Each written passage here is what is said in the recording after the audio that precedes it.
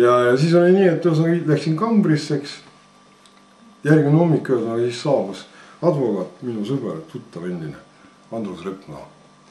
Ja siis ma ütlesin Andrusele, mis kuradi jama see on. Aga tema ka ei tead, kuidas õudselt imelik. Ma ütlesin, minu meelest vabariigis on midagi asjad on viltu, kurat. Et ma tulen siia ja siis ühesõnaga terve hulk, terve rügement, koogamanda poisse automaatidega puha ja kõik see. Ja ta ütles, jah, ma tean juba, et juba on kära kogu vabariik täis, et juba telekas näidatakse kõik see. Ja siis oli nii, et rääkisin advokaadiga ära, eks jõllitasin seal Kambris.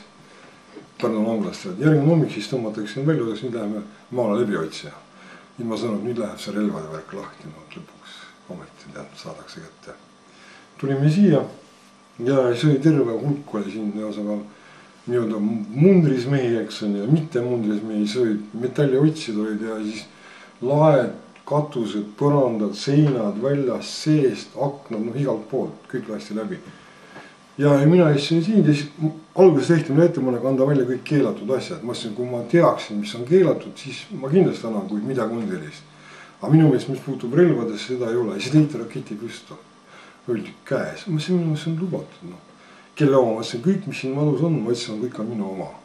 Kuigi ta ei ole, aga nõusta olla, siin majas midagi keelatud ei ole.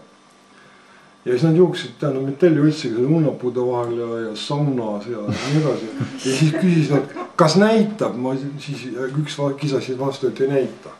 Ja lõpuks oli siis kuskil paari tundis otsimise peal ülevalt kohtus on, et leidsin. Ja see ütles, et lõhkaine on punane. Ma mõtlesin, et panen käed sisse, sest ma kunagi tegin sigane indigot värvi. See on värvi pigment, eks on. Ja indigo on selline asi, kui ma need käed siis 2 kuud ei lähe puhtaks. Ma ütlesin, kurat, ma maksan kätte tead. Ta pistis käed, siis ütles, kurat ei ole. Ja siis tuli alla, ütles, ta tahab pesta, ma ütlesin mõõtetu tead. Ja siis ütles, et miks sa ei olnud, ma ütlesin, no ka mina ei tea, eks. Ja siis otsiti. Ma istusin väljas, suitsetasin närviliselt, suitsetasin sees närviliselt. Jälle lapati kõiki asju, raamatuid, eks igasugu märkmike, kõiki, mis oli võimalik. Kahvlid, noad vaadati uuesti üle, kapid vaadati üle, eks. Ja siis oli, okei. Okei. Pandi mind autosse üle, seltskond ühesõnaga siis riigi esindajad lahkusid ees, meie läksid taga, 2 meest, üks mees tegi ettepaneku. Räägi asi ära, ma ütlesin, kurat, ma ei teagi, milles asi on. Ma räägiks rõõmsasti ära, aga ma ei tea, milles asi on. No aga mis plaanis oli? Ma ütlesin, et plaanis oli võsa võtta. No aga miks sa ei öelnud? Ma ütlesin, te ju nägite, kurat, et siin ei ole öelda, sest piisab pilgu väljas, kui saed murised ja kirved kopsivad põõsasse, et siis võetakse võsa, eks. Ja siis ta ütles, et kurat, et suur operatsiooni, ma ütlesin, õudselt imelik, et vabariigi aastapäeval tehti selline väljaminek. See läks vähemalt maksumaksjal 1,5 miljonit maksmas operatsioon. Ma ütlesin, et kas piinlik ei ole siis sellel meil, kes asja üle see pani tead. No, see ei ole sinu asi. Ma ütlesin, selge muidugi, mina ei maksa siin maksa. See on üldse küsimus. Ja ütlesime Pärnusse ja siis oli nii, et paari tunni pärast lasti mind lahti, siis ma vaatasin seda poiste rivi, kes olid kinni võetud kõik. Ühesõnaga, ühed isandad hakkasid tulema just võsaraiu, eks. Siis on nii, et koogamando hüppas neile peale, riisanud läbi akenda autost välja, nad isegi jalgu ei saanud maha ja visati nagu kartulikotid nägu võidi põldu, eks on. Käed rõuas, nad pesid seal 3-4 tunnid, ta sai isegi hingata, tead. Ja üks mees oli arhiteks, ütles, et mis ma oma naise tegin, ma ütlesin, mina ei tea, küsi politsei käest. Ja siis oli nii, et asjad on ära võetud, mul on nii, et näed, praegu said välja, aga see asi veel lõppenud, küll me selle süüdlase leiame, tead. Ja siis selgus nii, et üks mees võttis, ütles, et kanep on tema oma. Aga siis ta võttis selle enda peale, sest mul tekkis niisugune mõte, et kurat, kui nad nii kõvad poisid, need jäsku nad selle kanepi panid siia kuhugile. Mille pärast, sest keegi ei tõmba kanepit. Suitsu tõmban mina, eks, ja veel paar poisti tõmbavad suitsu, eks. Viina võib-olla võtavad, aga ma olen eriti näinud viina võtmast. Kuna nad teevad sporti, eks, siis on vähe loogiline, et nad tosutavad seda kanepit pidevalt. Või vahel arva või midagi sellist. Ja siin on alati olnud printsiip minu elus seda sõltuvust nagu ei tohi olla, eks. Ja siis me vahetasime kirju, mina läksin ära Rootsi, ma ütlesin, kurat, jama. Ja siis Rootsis oli selline asi, et mul on seal, minu tuttav on Rootsi televisioonis ja ma rääkis seal loole Björnis, et davai, paneme bussi valmis, lähme Eestisse, paneme taldrikud peale, võtame mitu kanalit kaasa, teeme saate, tead.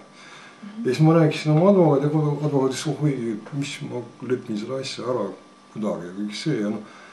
Mul oleks küll meeldinud see, noh, kui mõtle küll, soomlased Rootsi telekast, et oleks euros saanud välja kogu selle, mis siin toimus see värk. Ja see oli mingi uurjane valge, kes ütles lõpuks, no okei, et kõik on korras, et noh, sul pole mingit süüd, et sa oled Eesti, no puhast poiss. Siis ma kirjutasin avalduse prokuratuuri, ma mõtlesin, et 2 päeva, eks on, praktiliselt hoiti vanglas kinni. Vähe sellest, et nad hüppasid mul jalgadega selga, kõik see, et see on ju kohut esiteks avaldus, eks on. No ebaviilikas käitumine, kõik see. Prokuratuur vastas, et kõik on korras. Kõik see, mis tehti, on ilus ja tore, umbes nii. Ma oleks pannud lõppu sellise lause, et sa ole vait. Aga noh, nad ei pannud seda. Ja siis oli niiviisi, no, et nüüd tuleb selle loo ka tagapõhi. Tol päeval, kui meil kinni võetakse, siis Mari oli noh, niivõrd naiivne selline noh, naisteravas helistas, tähendab Kärmasele lehte ja ütles, et näete, et niisugune asi, et meil juhtus siin ees, mehed tulid õuga, eks on, kargasid kallale, kõik see, poisid keerati ära, eks on. Kärmas siis rääkis temaga telefoni, siis järgmine päev ilmus artikkel lehes. Ja siis pärast ma kuulsin tagamaid veel, et üks tuttav on Ekspressist üle, et öeldi, et oli mingisugune lugu neile toodud selle asja kohta. Ja siis selle osas ma ei tea, kas te lugesid seda lugu? Mina lugesin, jah. Ja noh, seal on siis kirjas, noh, milline budist ma olen, kui paha ma olen, või hea olen, kui vale olen ja nii edasi, eks. Poiste kohta ka, eks, kus selles pandi sinna isegi Henri Leebedevi pilt, kes üldse on siin välja Hollandis võistlustel läheb. Aga nad igaks võid maid sisse, nad said selle pildi. Ja siis oli need kommentaarid, mis seal tulid, noh, et selline sadistik, tähendab, pühker seltskond koos ja metsaturu on siis treeninglaagri, kus osatakse sadiste üles ja nii edasi. Ja no, see on minu kohta tuli ja nii edasi. Ja siis ma tundsin, et kuidagi mingisugune masin läks veerema käima, eks. Ja see oli nii, et ma hakkasin käima mõned advokaate, sest Rootsis sellise loo ees, kus mehed lastaks lahti, tähendab, see ajaleht osega praktiliselt läheb pankrotti tavalist, noh, seda võetakse kui solvanguteks. Või siis avaleht vabandab või annab mulle võimalus siis rääkida enda versiooni. Ma helistasin Kärmasele ja mõtlesin, saame kokku, räägin Kärmasele, esiteks ta ei taha nagu kokku saada absoluutselt, noh, miks, ma ei tea. Ta ei nagu ei põhjendanud. Teiseks mõtlesin, ma tahaks nagu enda sellist versiooni ka rääkida, ütles, et me oleme uurivad ajakirjanikud ja kui sa üldse kord väga nõukseks aktiivseks lähed, küll me siis sinu kohta midagi leiame. Ma mõtlesin, vaba press ja sellised asjad ja kõik see ja ta ütles umbes nii, noh, ta oli viisaka selles mõttes, no ta ei olnud, ole vait, aga noh, umbes nii, et ole rahul ja mõtlesin, kui ajaleht minu peal teenis, ma tunnen ennast solvatuna õudselt. Ja Mari ühesõnaga siis suhtles seal Rootsi saatkond teadis, et nende kodanik on kinni ja puha ja aga no ühesõnaga Rootsis ma rääkisin loo ära, lõptuna siis ma mõtlesin, et ma lähen advokaatide juurde, hakkan mõnda advokaate käima ja noh, leian advokaadid, kes ajavad asja üles, no et lõpetamiseks mul on liiga tehtud, vähemalt protsessin veidi. Ma käisin läbi kõik Pilred ja Levinid ja Klikmani ja edasi, kõik ütlesid mulle, et jäta see jama, alguses olid nõus. Ja pärast ütlesid, et õige, et meil helistati ja puha ja ma küsin, kust tead ise, ma ütlesin, ma ei tea. No saad ise aru, ma ütlesin, ei saa, mul on vaja advokaati, eks. Ja ei, no ma ei leidnud, siiamaani ei leidnud advokaati. Ja ei leiagi, mul oli selgelt, sa ei leia advokaati, eks. Ja noh, ma ei saa ennast kaitsta ka kohtus või ajaleht, mille pärast, sest Rootsi pressi ütles mulle, et nad teenisid teie pealt kohutava raha. Ja praktiliselt ei ole süüdi ka, eks. Nii et praktiliselt teist lihtsalt tehti, tähendab tolad, eks, lehest. Ja siis mis puudutab seda poiste lugu, see on omaette lugu, eks. Ja seegi siiamaani käib ja nii edasi ja noh, kõik see, ma ei teagi, mis sealt välja tuleb lõpuks, sest siiamaani sellest asja, ma kardan, et see ei saagi asja, sest noh, see tundub nagu mitte poiste rida olevat. Sest noh, ma tean, seal neil on mingid põhimõtted olemas, no seal peksti vist naistehaavis midagi sellist, no need mehed on nii, et nad isegi naistega ei vaidle, nagu oli mina tean, eks, ei argumenteeri ega midagi sellist. Pluss veel see, et nad näiteks mingil kõnniteele sõidaksid ja kõik see, neil on lihtsalt selleks aega, et pluss on see, et nad õhtuti käivad trennis. Nad igal õhtul poksivad seal oma saalis, noh, selle jaoks peaaegu tänava sõitma auto, nagu oli mina tean. Ja no minu lugu ongi selles, no et ma räägin, et mul lihtsalt tümitati, tähendab kogu minu niisugune isiklik mingisugune väike enesuhkus talati jalge alla, eks. Politsei poolt vähe sellest, nad käitusid küllalt kinetult, ma ütleksin ta. Ja peale seda ei vabandanud ka, eks. Ja noh, ma ei oska siiamaani selle asja kohta midagi öelda, eks.